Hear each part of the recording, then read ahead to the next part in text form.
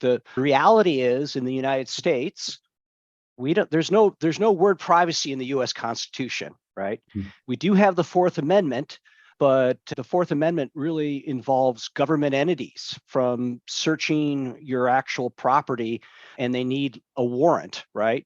And this kind of goes back to the 1600s English common law in that, my house is my castle, right?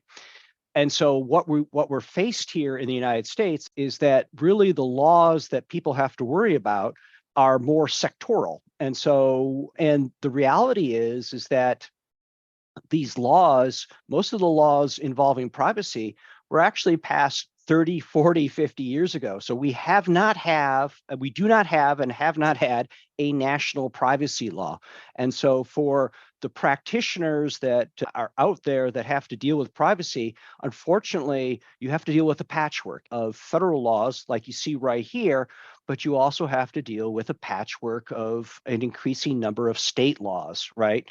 And so obviously, if you're in a vertical, then be it financial services, then you really have to worry about Graham, Leach, Bliley. If you're a public company, you have to worry about SOX. If you deal with healthcare and you're a covered entity, there's HIPAA.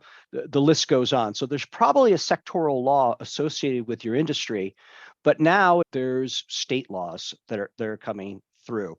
Probably the most significant one is the California Consumer Privacy Act, CCPA. So that was passed in 2018, and that was the first comprehensive state privacy law. So the reality is, if you sell to Californians, you're going to have to deal with the California Consumer Privacy Act. The good news is that it's the most comprehensive law in the United States. So if you actually can hit the bar and support CCPA, then you're pretty good with the increasing number of state laws that are coming through.